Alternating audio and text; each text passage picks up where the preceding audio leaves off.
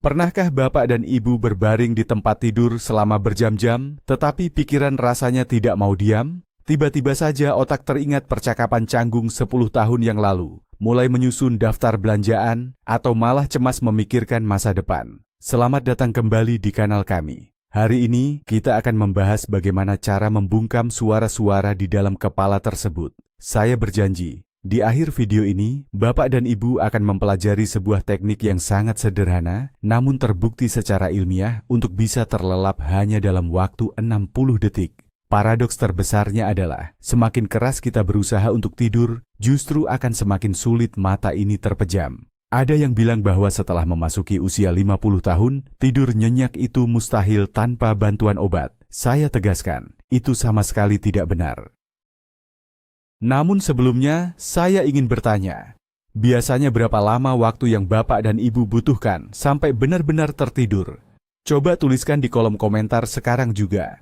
Mari kita lihat, lebih banyak mana, si pelor yang menempel langsung molor, atau mereka yang masih sering terjaga di malam hari? Untuk memahami bagaimana metode rahasia ini bekerja, kita perlu sedikit mengintip apa yang terjadi di dalam tubuh kita. Selama bertahun-tahun, orang mengira insomnia hanyalah akibat dari stres. Namun, para ilmuwan menemukan bahwa saat kita melewati usia 50 tahun, struktur tidur kita memang berubah secara fisiologis. Produksi hormon tidur atau melatonin mulai menurun, sementara hormon stres atau kortisol malah sering meningkat di malam hari. Sistem saraf kita menjadi seperti sebuah radio tua. Banyak gangguan sinyal atau suara kresek-kresek, sehingga sulit untuk menangkap gelombang yang jernih.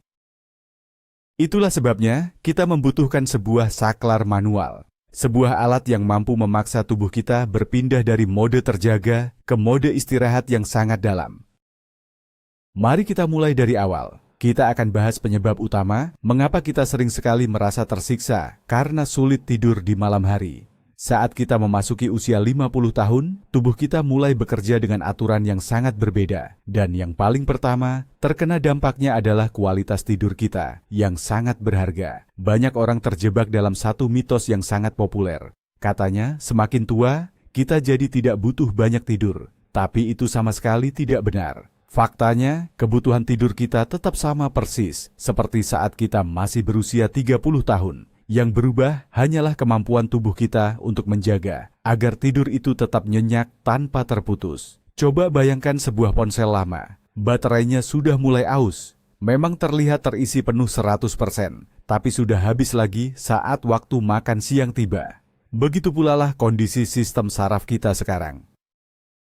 Ia lebih cepat lelah dan sulit untuk masuk ke mode hemat energi atau istirahat total. Itulah sebabnya kita sering terbangun hanya karena suara kecil, atau malah berbaring berjam-jam dalam kegelapan tanpa bisa terlelap. Ibaratnya baterai alami di dalam tubuh kita sudah lupa cara masuk ke mode istirahat dengan benar. Dan masalah inilah yang akan kita perbaiki hari ini, tanpa perlu bantuan obat-obatan sama sekali. Tapi, apa sih sebenarnya penyebab masalah tidur yang sering kita alami di usia senja ini? Biang keladinya adalah hormon stres yang bernama kortisol. Normalnya, hormon ini bertugas membangunkan kita di pagi hari agar tubuh terasa segar dan bersemangat sepanjang hari. Menjelang malam, kadarnya harusnya menurun perlahan sampai hampir hilang. Namun, setelah memasuki usia 50 tahun ke atas, sistem alami ini seringkali mengalami gangguan. Kadar kortisol Anda bisa tiba-tiba melonjak tinggi justru tepat di saat Anda ingin memejamkan mata. Bayangkan seperti alarm mobil yang rusak. Tiba-tiba saja alarmnya berbunyi nyaring dan lampu-lampunya berkedip di tengah malam yang sunyi. Padahal mobilnya tidak disentuh sama sekali. Nah, seperti itulah otak kita bekerja saat itu. Ia mengirim sinyal bahaya, padahal kita hanya sedang berbaring tenang di atas bantal yang empuk. Akibatnya, jantung berdebar lebih kencang dan otot-otot menjadi tegang. Anda pun jadi sulit sekali untuk rileks. Karena tubuh merasa seolah-olah sedang dalam keadaan terancam. Metode 60 detik yang kami bagikan ini dirancang khusus untuk mematikan alarm palsu tersebut secara paksa. Dan memberitahu tubuh Anda bahwa semuanya baik-baik saja dan sudah waktunya untuk beristirahat dengan tenang. Bapak dan Ibu, mari kita bahas satu hal penting lainnya, yaitu melatonin. Inilah hormon utama yang membantu tubuh kita untuk beristirahat. Banyak orang mengira cukup dengan minum pil melatonin dari apotek, kita akan langsung bisa tidur pulas seperti bayi. Namun kenyataannya, banyak yang merasa kecewa karena hasilnya tidak sesuai harapan. Mengapa bisa begitu? Begini Bapak dan Ibu. Mengonsumsi melatonin saat pikiran kita sedang stres berat, itu ibarat menuang air bersih ke dalam ember yang bocor. Sia-sia saja. Selama beban pikiran atau ketegangan di hati belum ditenangkan, hormon ini tidak akan bisa bekerja dengan baik. Seiring bertambahnya usia, kelenjar di otak kita yang memproduksi hormon ini mulai menurun kinerjanya, atau bisa dibilang mulai malas. Oleh karena itu, kita perlu memancingnya dengan suasana yang tepat. Contoh sederhananya begini. Kalau sepanjang malam kita terus menonton berita yang membuat cemas, otak kita akan mengira hari masih siang, dan kita harus tetap waspada. Dalam kondisi tegang seperti ini, melatonin tidak akan keluar. Tugas kita sekarang adalah menciptakan ketenangan di dalam pikiran. Dengan suasana hati yang damai, meskipun jumlah melatonin alami dalam tubuh kita tidak sebanyak dulu, ia akan bekerja jauh lebih efektif dan membantu kita tidur lebih cepat.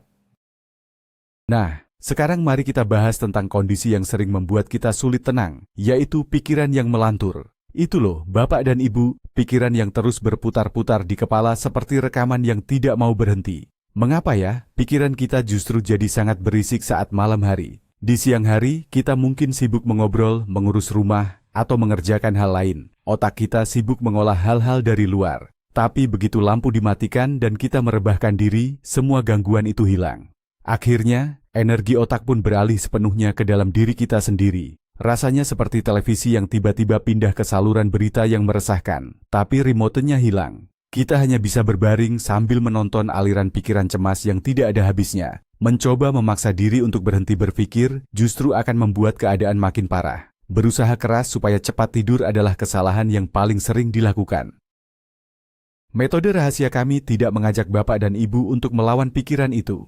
Sebaliknya, cara ini akan mengalihkan perhatian otak pada proses alami di dalam tubuh kita. Hasilnya, televisi yang menyiarkan kecemasan tadi seolah-olah langsung dicabut kabelnya dari stop kontak. Hening, tenang, dan siap untuk beristirahat. Agar kita bisa benar-benar mengistirahatkan pikiran, kita perlu memahami dua cara kerja saraf tubuh kita. Pertama, ada yang namanya sistem simpatik. Ini adalah mode saat kita sedang stres, sibuk, atau dalam kondisi waspada. Kedua, ada sistem parasimpatik. Inilah mode untuk kita beristirahat, mencerna makanan, dan memulihkan tenaga. Bayangkanlah seperti sedang menyetir mobil. Sistem simpatik adalah pedal gasnya, sedangkan sistem parasimpatik adalah pedal rem yang pakem. Nah, masalah yang sering dialami kita yang sudah berusia di atas 50 tahun adalah pedal gas ini seringkali macet. Bapak dan Ibu mungkin sudah berbaring di tempat tidur, tapi rasanya mesin di dalam kepala masih menderu kencang. Kita mencoba untuk tidur, padahal pikiran kita masih melaju dalam kecepatan tinggi. Untuk bisa berhenti, kita harus benar-benar menginjak rem secara fisik. Tidak cukup hanya dengan membayangkan rasa rileks, tapi kita perlu melakukan tindakan nyata yang bisa mengaktifkan saraf istirahat kita. Dan metode 60 detik yang akan saya bagikan ini adalah cara kita untuk melakukan pengereman darurat tersebut. Lalu, bagaimana caranya kita mengaktifkan rem alami dalam tubuh kita? Rahasianya ada pada saraf yang bernama saraf vagus. Ini adalah saraf terpanjang yang menghubungkan otak kita langsung ke jantung, paru-paru, hingga ke sistem pencernaan. Saraf vagus ini ibarat saklar utama untuk menenangkan seluruh tubuh kita. Bayangkan seperti tombol restart pada komputer yang sedang macet. Begitu kita menekan tombol itu, sistem akan kembali bekerja dengan lancar dan tenang. Jika kita tahu cara merangsang saraf ini dengan benar, detak jantung akan langsung melambat dan tekanan darah pun kembali normal. Dulu, banyak yang mengira bahwa mengatur detak jantung dan tekanan darah tanpa obat-obatan hanyalah mitos. Namun, penelitian modern membuktikan sebaliknya. Kita sebenarnya bisa memengaruhi saraf vagus ini secara langsung. Dan tahukah Anda, cara tercepat untuk melakukannya adalah melalui napas kita sendiri. Mengatur irama napas adalah bahasa yang paling dimengerti oleh sistem saraf kita. Nah, disinilah ada satu kekeliruan besar yang sering kita dengar. Biasanya kalau kita sedang merasa gelisah dan sulit tidur, orang akan menyarankan, coba tarik napas dalam-dalam. Namun, ini sebenarnya adalah mitos yang kurang tepat. Jika Bapak dan Ibu bernapas terlalu dalam dan cepat menggunakan dada, hal itu justru akan memicu rasa cemas dan membuat kantuk hilang seketika. Rahasianya ternyata bukan saat kita menghirup napas, melainkan saat kita membuangnya. Embusan napas yang panjanglah yang mampu menenangkan saraf-saraf kita. Coba bayangkan sebuah balon. Jika balon itu ditusuk jarum, ia akan meletus dengan keras. Itulah gambaran saat kita bernapas dengan terburu-buru. Namun, jika kita melepaskan udara dari lubang balon itu sedikit demi sedikit, maka balon akan mengempis dengan tenang dan lembut. Nah, kita perlu belajar cara mengempiskan napas seperti itu. Aturannya sederhana, buanglah napas 2 kali lebih lama daripada saat menghirupnya. Hanya dengan cara inilah, otak akan menerima sinyal kuat bahwa keadaan sudah benar-benar aman. Jika kita mampu mengembuskan napas sepelan itu, artinya tidak ada ancaman di sekitar kita, sehingga tubuh dan pikiran pun bisa merasa tenang untuk segera terlelap. Bapak dan Ibu sekalian, izinkan saya menjelaskan inti dari metode ini hanya dalam 1 menit. Namanya adalah teknik pernapasan 4, 7, 8. Cara ini diperkenalkan oleh Dr. Andrew Weil, namun sebenarnya sudah digunakan sejak zaman dahulu dalam tradisi India yang disebut pranayama. Ini bukanlah sihir atau hal-hal mistis. Ini adalah cara kerja alami tubuh kita yang dikemas secara sederhana. Bayangkan metode ini seperti irama musik yang perlahan-lahan melambat, sehingga seluruh tubuh Bapak dan Ibu ikut merasa tenang dan damai. Angka 4, 7, dan 8 ini adalah hitungan detik saat kita mengatur napas. Kabar baiknya, kita tidak perlu membeli alat apapun, tidak perlu beranjak dari tempat tidur, apalagi melakukan gerakan yang sulit. Cara ini selalu bisa Bapak dan Ibu gunakan kapan saja. Bahkan jika tiba-tiba terbangun di tengah malam dengan perasaan cemas atau berkeringat dingin, teknik ini bisa langsung menjadi penolong. Mari kita pelajari bersama-sama setiap langkah dari teknik yang luar biasa ini. Nah, mari kita mulai dengan langkah pertama, yaitu persiapan. Sebelum mulai bernapas, Bapak dan Ibu perlu mengatur posisi tubuh yang paling nyaman. Berbaringlah telentang, luruskan kaki, dan letakkan kedua tangan dengan santai di samping tubuh. Pastikan seluruh badan terasa rileks. Sekarang, ada satu hal penting yang seringkali terlewatkan. Tempelkan ujung lidah di langit-langit mulut, tepat di belakang gigi depan atas. Pertahankan posisi lidah seperti itu selama melakukan latihan ini. Memang terdengar agak tidak biasa, tapi ini sangat penting. Bayangkan, seperti kita sedang membangun fondasi yang kuat sebelum mendirikan rumah. Posisi lidah ini membantu mengalirkan udara dengan benar saat kita membuang napas, sekaligus melemaskan otot-otot rahang. Seperti yang kita tahu, rasa tegang setelah seharian beraktivitas biasanya menumpuk di area rahang.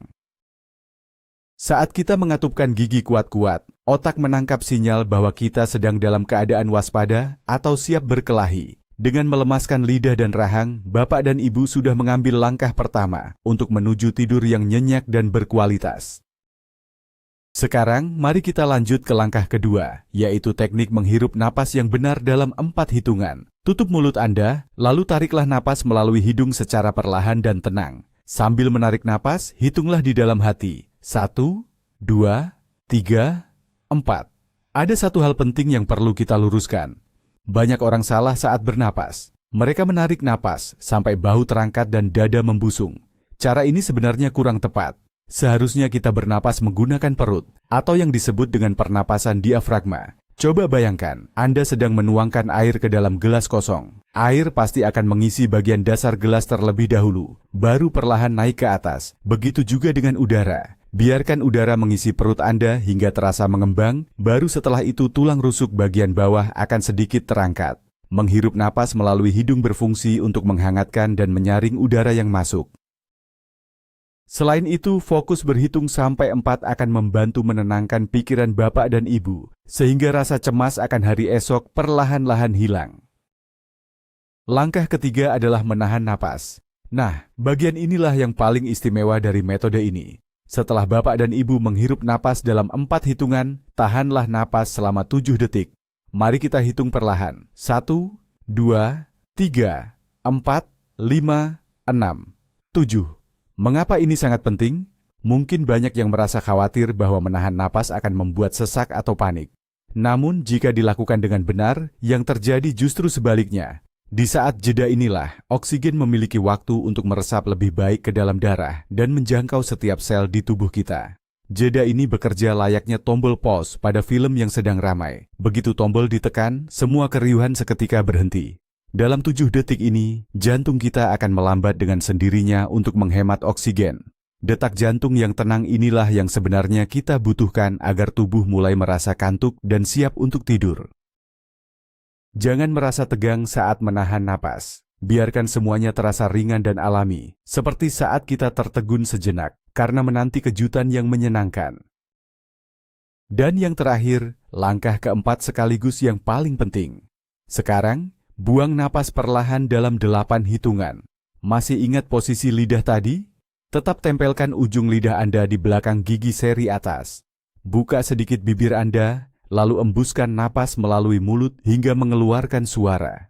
Bunyinya harus terdengar seperti desiran angin, atau seperti saat Anda sedang meniup teh panas pelan-pelan. Keluarkan napas panjang dan halus sambil menghitung dalam hati sampai 8. 1, 2, 3, 4, 5, 6, 7, 8. Bayangkan seperti ban mobil yang sedang dikempiskan secara perlahan dan merata.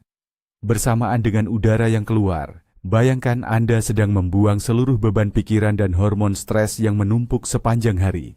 Hembusan napas yang panjang dan bersuara ini adalah cara paling ampuh untuk menenangkan saraf-saraf tubuh kita. Ini adalah sinyal bagi otak bahwa semua urusan hari ini sudah selesai dan sekarang saatnya untuk tidur. Jika di awal Anda belum kuat menahan napas sampai 8 detik, jangan khawatir. Cukup embuskan napas sepanjang yang Anda bisa, dan seiring berjalannya waktu, paru-paru Anda akan terbiasa.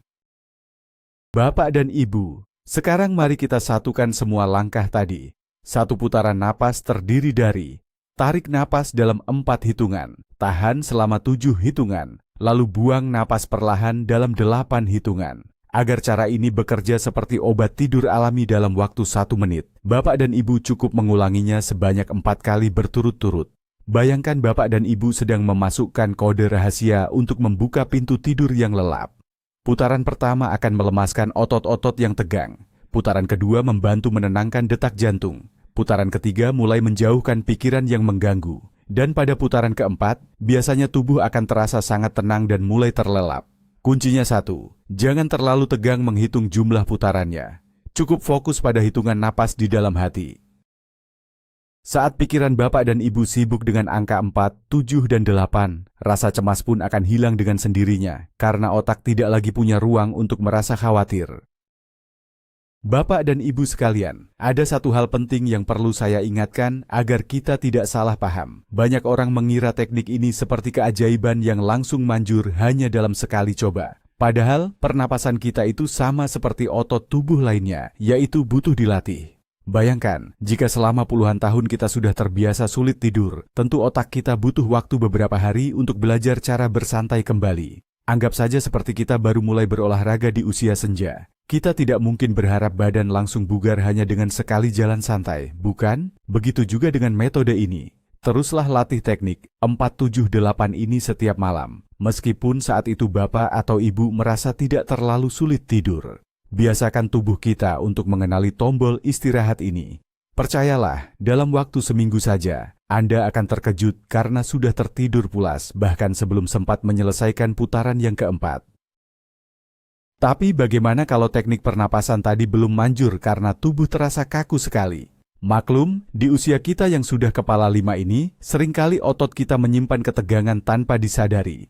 Bapak dan Ibu mungkin tidak sadar sering mengepalkan tangan atau mengerutkan dahi, bahkan saat sedang tidur. Supaya teknik 1 menit ini berhasil sempurna, ada satu rahasia kecil yang bisa dicoba.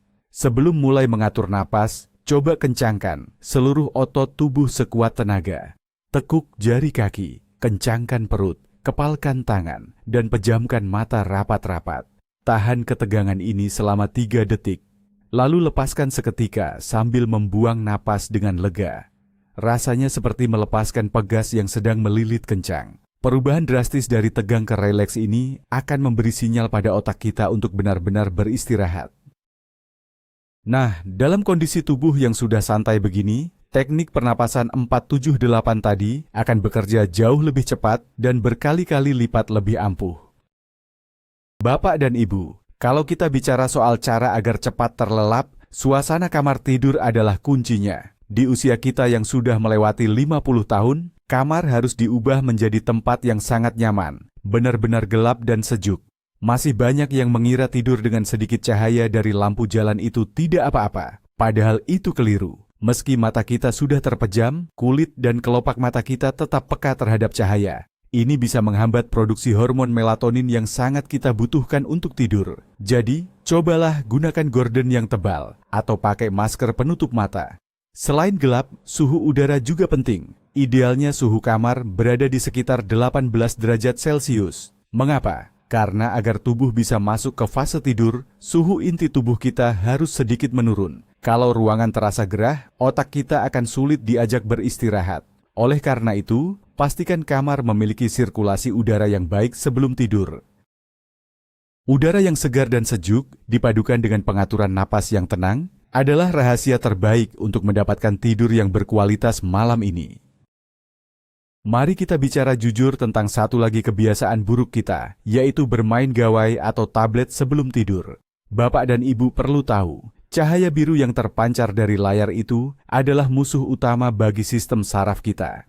Bagi otak kita, cahaya tersebut dianggap sama seperti sinar matahari pagi yang terik. Jika kita masih asik membaca berita di tempat tidur, lalu tiba-tiba mematikan layar dan berharap bisa langsung terlelap dalam sekejap, hal itu tidak akan berhasil. Ibaratnya, kita dipaksa menatap matahari, lalu seketika diminta melihat dalam kegelapan total. Tentu saja mata dan otak kita akan kesulitan.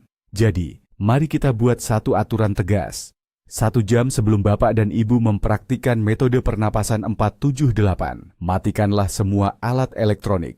Sebagai gantinya, bacalah buku fisik, dengarkan musik yang tenang, atau sekadar berbincang santai dengan keluarga di rumah.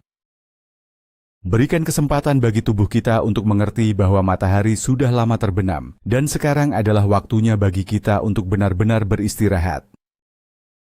Tahukah Bapak dan Ibu, perut kita ternyata punya peran penting mengapa kita sering terbangun di malam hari. Seringkali, masalah tidur di usia senja justru disebabkan oleh kebiasaan makan malam yang terlalu larut. Perlu kita ingat bahwa mencerna makanan adalah proses yang menguras banyak energi. Jika kita makan kenyang hanya 1 jam sebelum tidur, tubuh tidak akan bisa rilaks sepenuhnya. Ibaratnya seperti membiarkan mesin mobil terus menderu tinggi, padahal mobilnya sedang parkir di dalam garasi. Saat perut bekerja keras, aliran darah akan berkumpul di sana, suhu tubuh meningkat, dan detak jantung pun menjadi lebih cepat. Dalam kondisi seperti ini, latihan pernapasan sedalam apapun akan sulit membantu kita untuk tenang. Oleh karena itu, usahakanlah untuk selalu makan malam setidaknya 3 atau 4 jam sebelum berangkat tidur. Hindari juga makanan yang terlalu berat atau berlemak. Biarkan perut kita ikut beristirahat bersamaan dengan pikiran kita. Jika perut sudah tenang, Bapak dan Ibu pun bisa lebih mudah terlelap dan tidur dengan nyenyak dalam waktu singkat. Nah, sekarang mari kita bayangkan situasi yang paling menyebalkan. Anda sudah tertidur lelap, tapi tiba-tiba terbangun di jam 3 pagi. Seketika pikiran mulai panik. Aduh, kurang tidur lagi nih. Besok pasti badan rasanya lemas sekali. Pikiran seperti ini justru memicu hormon stres, dan rasa kantuk pun hilang sama sekali. Lalu, apa yang harus dilakukan? Pertama-tama, jangan sekali-kali melihat jam. Mengetahui waktu saat itu hanya akan membuat Bapak dan Ibu makin gelisah. Kedua, terima saja kenyataannya. Ya, memang sedang terbangun dan itu hal yang wajar. Ketiga, tanpa perlu beranjak dari tempat tidur, ulangi kembali metode pernapasan kita. Letakkan ujung lidah di belakang gigi depan, tarik napas dalam 4 hitungan, tahan selama 7 hitungan, lalu buang napas perlahan dalam 8 hitungan. Anggaplah ini seperti menyalakan ulang komputer yang sedang error. Bapak dan Ibu cukup menekan tombol restart. Seringkali, cukup dengan 2 kali putaran saja, otak akan kembali tenang dan kita pun bisa tidur nyenyak kembali sampai pagi tiba. Sebagai penutup bagian ini, saya ingin membagikan satu rahasia penting bagi Bapak dan Ibu sekalian. Jangan lagi menganggap tidur itu sebagai beban atau tugas berat yang harus dilakukan dengan sempurna. Semakin kuat kita memaksa diri untuk tidur, justru rasa kantuk itu akan terasa semakin menjauh. Ibarat terjebak di pasir hisap, semakin kita panik dan meronta, kita justru akan semakin tenggelam dalam kesulitan tidur. Keunggulan teknik 478 ini adalah kemampuannya untuk mengalihkan pikiran kita. Bapak dan Ibu tidak perlu lagi berjuang untuk tidur. Cukup berbaring santai, nikmati setiap hitungan, dan bernapaslah dengan teratur. Fokuslah pada prosesnya, bukan pada hasilnya. Justru di saat Bapak dan Ibu mulai merasa ikhlas dan berhenti memaksa, disitulah pikiran akan merasa tenang. Ketegangan akan luruh, kelopak mata perlahan terasa semakin berat, dan Bapak dan Ibu akan terlelap dengan nyenyak dalam istirahat yang menenangkan. Percayalah pada kekuatan alami tubuh Bapak dan Ibu sendiri. Selamat beristirahat. Nah, sekarang kita sampai pada bagian yang paling penting. Tadi kita sudah membahas bagaimana faktor usia memengaruhi kualitas istirahat kita, dan ternyata minum obat bukanlah satu-satunya jalan keluar. Teknik pernapasan 478 ini bukan sekadar tren kesehatan, melainkan cara alami yang sangat ampuh untuk menenangkan tubuh kita. Luar biasa, bukan? Ternyata selama ini, kendali rahasia untuk menenangkan sistem saraf ada pada diri kita sendiri. Cukup dengan mengatur irama napas, kita bisa meredakan stres dan memicu saraf tenang agar kita bisa tertidur lelap hanya dalam 1 menit. Sekarang, Bapak dan Ibu sudah tahu cara cepat untuk menghentikan pikiran yang gelisah dan mendapatkan tidur yang nyenyak serta menyegarkan.